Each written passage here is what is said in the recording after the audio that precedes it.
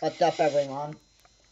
As you know, Microsoft is in the process of developing a new Xbox that is going to be called the Xbox Maverick. As many of you should know, this is not going to come out until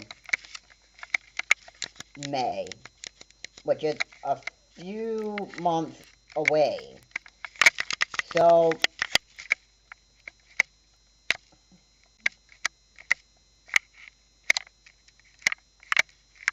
So I'd be now, as much as I'm talking about it, I'd be wanting to get one myself, but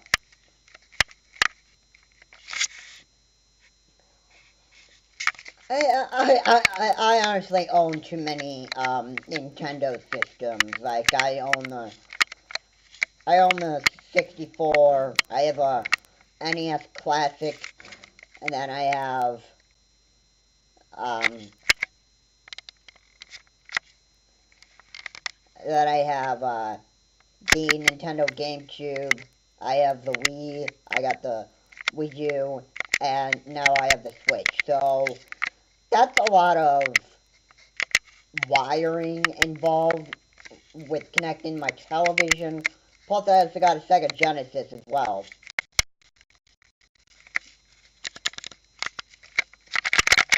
So, yeah, I have like a lot of games, so I wouldn't be buying another video game console. But the Xbox Maverick is supposed to have a lot of power and a lot of storage. It beats the Wii U or the Nintendo Switch in how much power you can handle in high graphics games.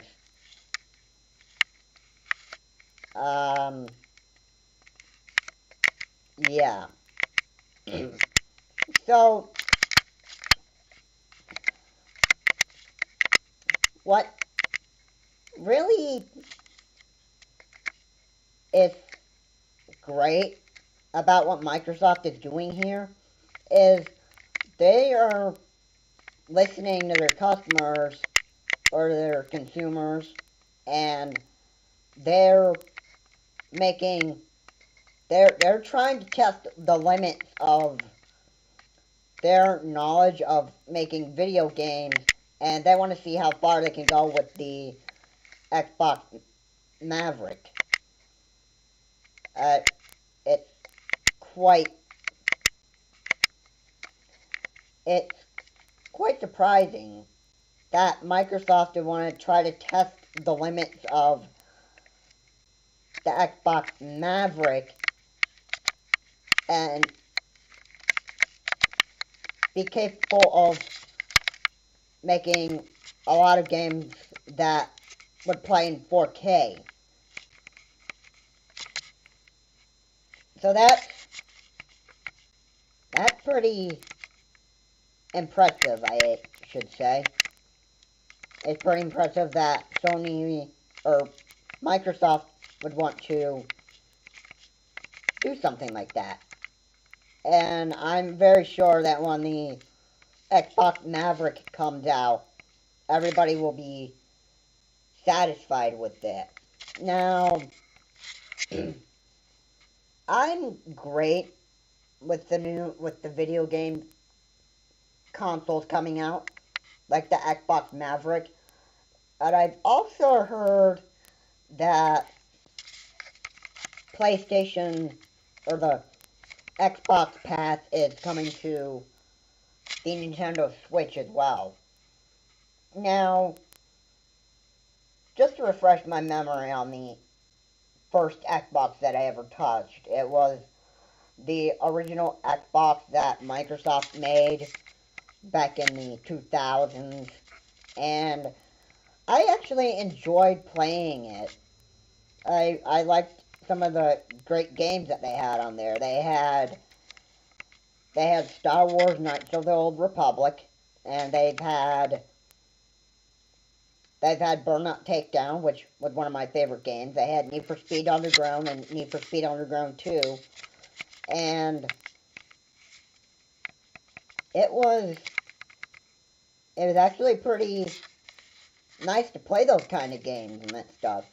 And this was kind of disappointing at one time because my father was working in the cellar, which the house we lived in, and he somehow blew it up. He blew up a bug. I don't know what he was in the cellar for, but I think there was a problem with. There was some kind of problem in the basement. I didn't know what it was because I was in there playing with a Lego set when I was way younger. I don't play with Lego sets anymore, but I was playing with Lego sets, and all of a sudden I hear this loud boom that comes right from the cellar up to the first floor of the house, basically. And I was kind of shocked, and my father came up to the basement. He admitted that he blew up the Xbox that we so much loved, and I never got to play an Xbox again. Neither did my brother. It was totally. I totally didn't like what happened, and yeah, I don't know what happened. I'm not sure if Xboxes back then could have get bugs or whatever and that stuff into the console itself, and actually caused some major lagging. Which I'm pretty sure if the only reason why the Xbox gets laggy a lot, it's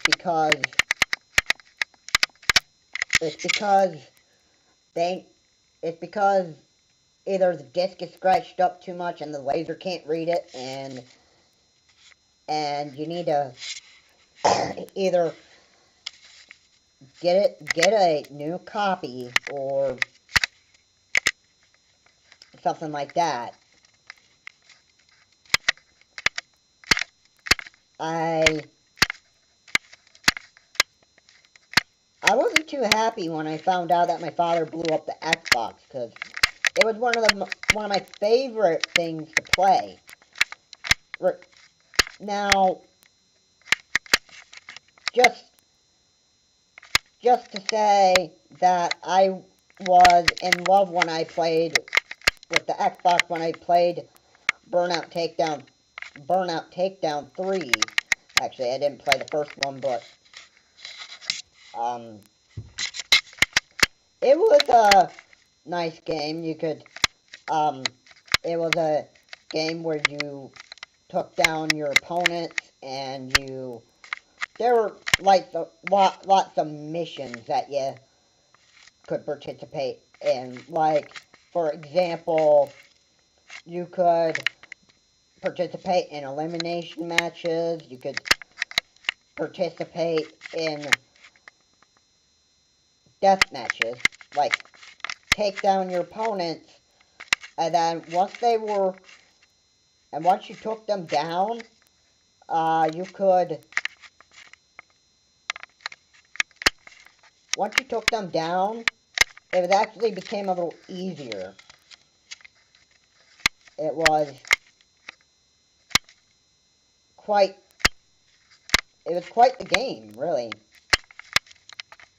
And not only was the game on Xbox, but I found out that Burnout Takedown was on the GameCube as well, which to me was kind of a surprise, really.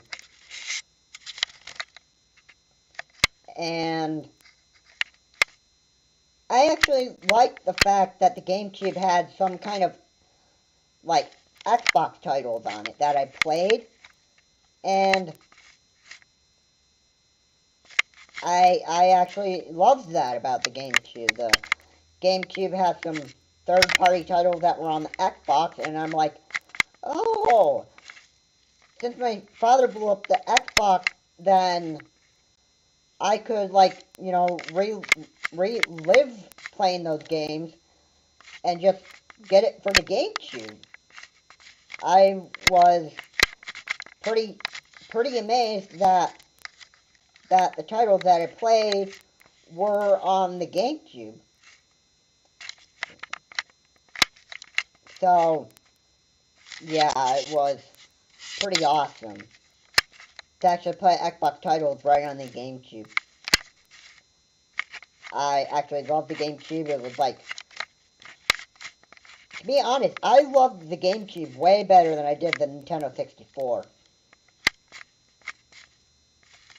Because you could play Need for Speed Underground 2, which is on Xbox, and you could like, literally buy just about any title that the Xbox had right on the GameCube, almost. Especially the Burnout Takedown series. It was actually pretty convenient. And now that we have the Nintendo Switch, it seems like that it might be possible that we might have games like what I just said on the Nintendo Switch with the Xbox Pass. It seems like Xbox is getting along pretty well with their competitors, which is Nintendo. And Sony, oh boy, they have some really bad history with Nintendo.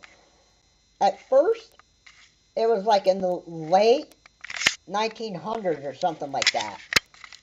1600s, whatever. And they couldn't get along when they completed the Sony PlayStation. And a very few hackers actually own a Sony PlayStation. Now, if you don't know what that is, it was actually a device that, well, a console that allowed you to play Nintendo games on it, but also PlayStation games at the same time, like older generation Nintendo and Sony titles. And a very few people own it. It's very rare to get. But Sony and Nintendo had a money fight.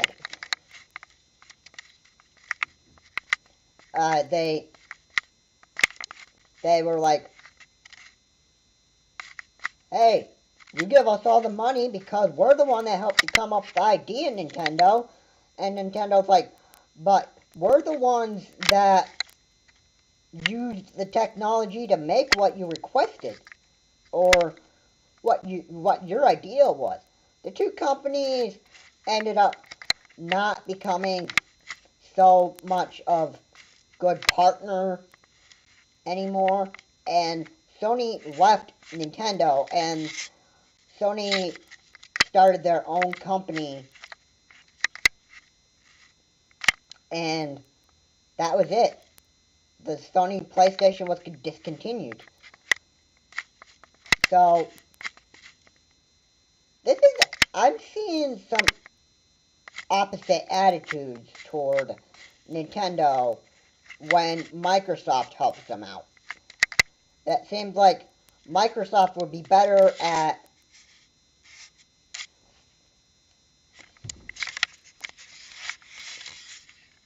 joining Nintendo as a co-company and make great games together. And who knows, maybe they could make something really, really nice. Maybe a powerful Nintendo slash Xbox console. If those two were to ever join together. Which might not be possible, but again, you never know. It could be possible along the road. Should you should be be on the lookout and see if something like that happens.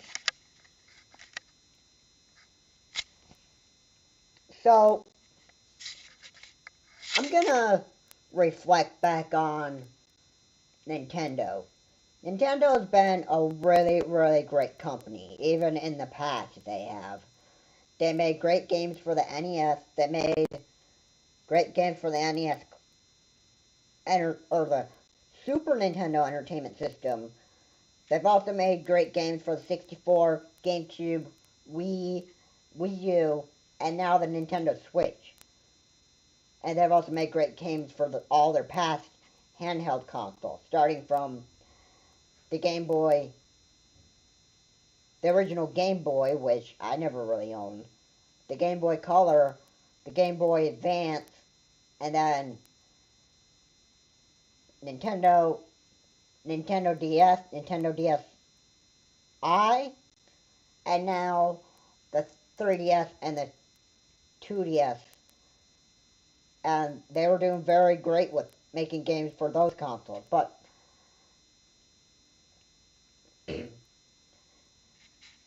I like the Nintendo Switch. I like how you could take it on the go with you. I like how you could take it on travels wherever you go. And there's only a few wires that you have to take with you that plugs right into the dock, into the back of your television. But other than that, I don't think the Nintendo Switch is actually bad.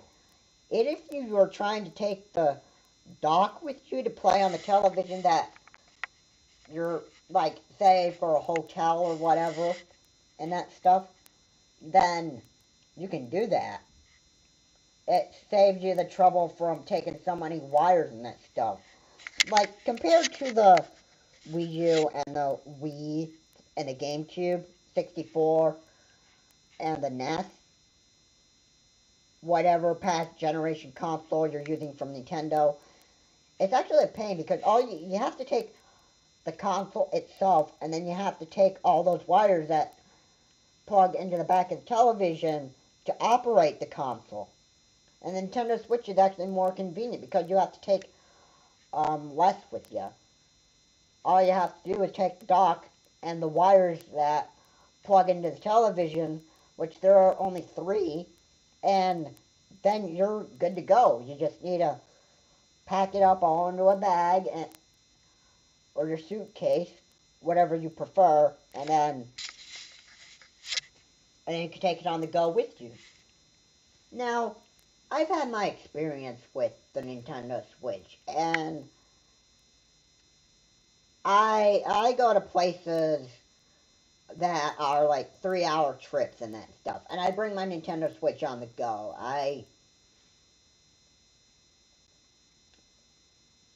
I love taking the Nintendo Switch on the go. I knew that this year was going to be a great year for Nintendo Switch, but since I've heard about it first on January 3rd of 2017, I'm like, wow, this is pretty impressive. I love this better than the Wii U. The Wii U it had great third-party support and had great games on it, but the thing was, if you took the gamepad away from the television and that stuff, you would get a lost connection to television and that stuff, and I didn't like that. I like to just take it on the go with me wherever I was in my house and actually play on the gamepad separately, but it didn't work like that. Well, the Nintendo Switch resolved the problem. Now, looking back at the Nintendo Switch and comparing it to the X-box Maverick, it has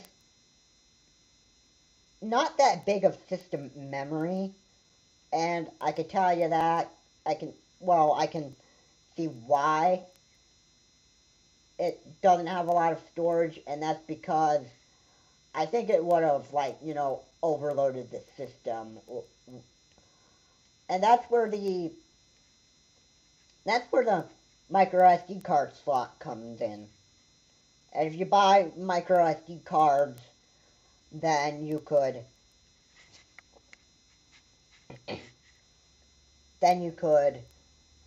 put how many games you wanted on there, as long as you had a big enough storage on your micro SD. And Nintendo Switch was actually the first console out there that actually started using cartridges instead of discs for your games. And to me, that was just more convenient because, discs, if you don't take care of them, they can get scratched up after a while, and then the laser cannot end up reading them, and you're like, well, this is my favorite game to play, and this disc is just all scratched up. I don't like how I can't play this anymore. And then had to go and waste money on another new copy of the game that had a disc that could be read with no scratches on the back. And it was just a waste of money. You were just like flushing money down the toilet for another copy. Well, the Nintendo Switch, when you buy cartridges, they don't get scratched up. Now, maybe if you have a Nintendo Switch unit that, like, gets in bad condition, then, yeah, of course, they won't be able to read it. But other than that, I think cartridges were a very, very wise idea to use, because it doesn't get scratched up. You can play the game forever without any worries of it getting scratched up, and it's better than keeping a bunch of discs. And you could keep track of your games. Plus, it would be also convenient that you could take them on the go with you. You could put them inside that little bag that the Nintendo Switch case came with, like little pocket holders. And you could take the Nintendo Switch cartridges with you on the go and that stuff. And just to refresh my memory on this, it didn't have very good storage. With the micro SD cards, yeah, you could increase the storage, but I don't think it's gonna have big enough storage like the X-box Maverick. I think the X-box Maverick is gonna have like lots of storage, so you could have all these like big AAA games and that stuff that are like too powerful for the Nintendo Switch to handle. And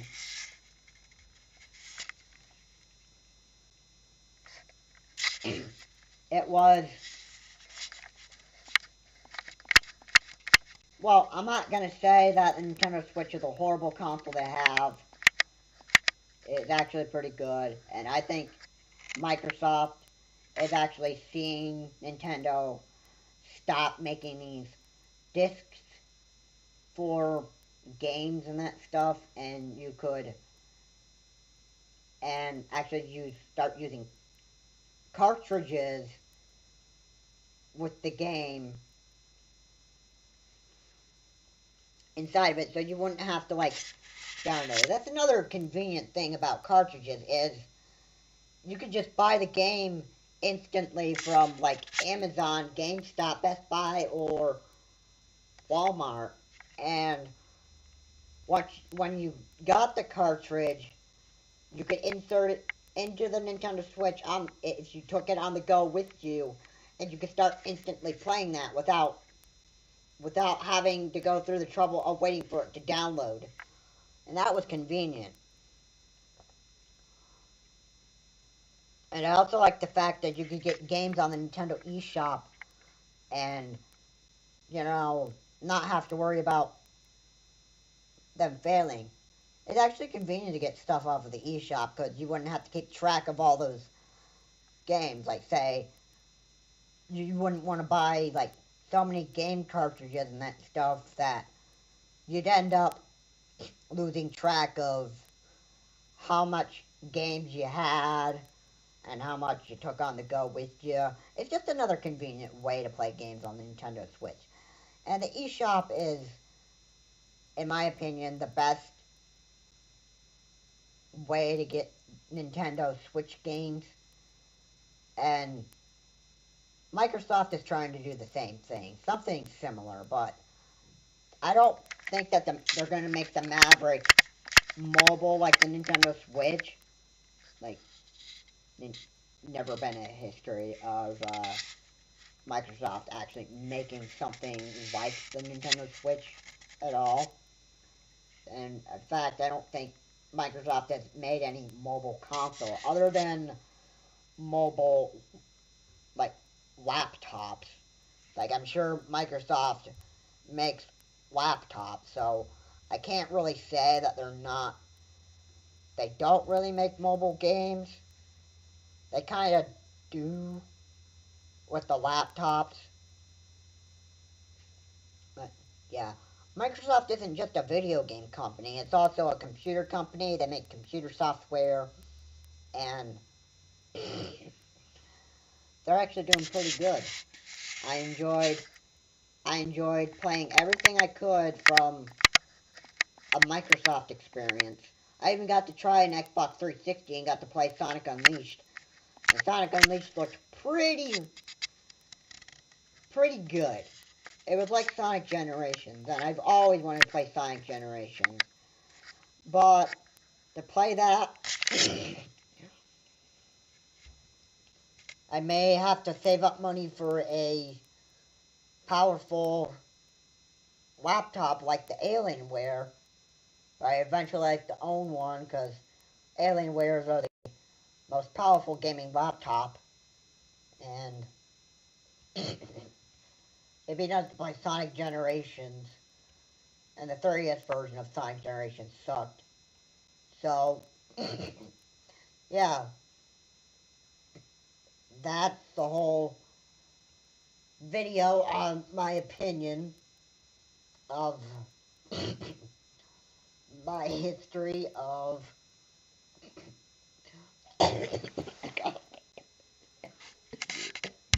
people.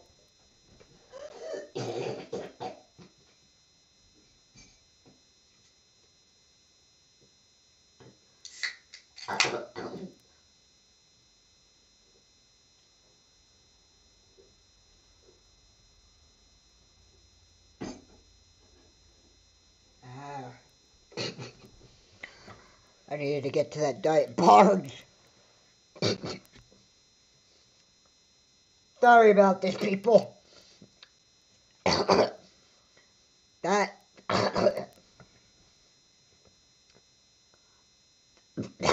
sometimes I have breathing problems. That never mind that. Anyway,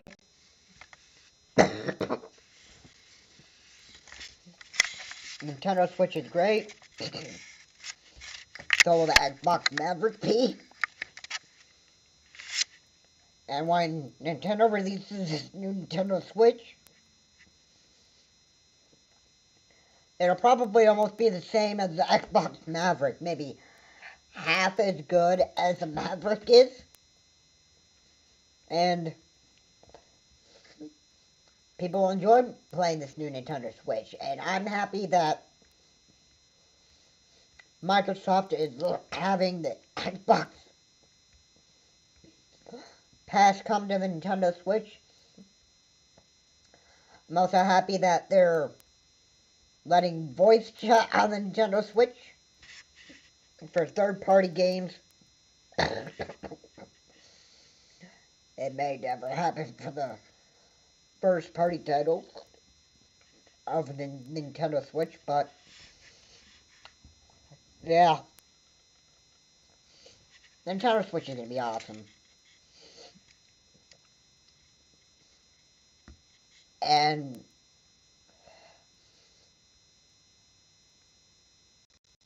there's no way that a Nintendo Switch will be able to beat 2 terabytes of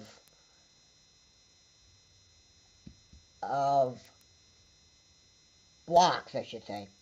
There's no way that it could beat 2 terabytes. But the Nintendo Switch is not as powerful as the Maverick will, so... But it's not really that bad. I mean, the Nintendo Switch still has some of these AAA games, and it's doing pretty well. Even if they don't have 2 terabytes of space. Anyway, that's the video. Please like and subscribe and comment on your opinion on the discussion. This is Charles Morris. Have a good day. I will see you all later.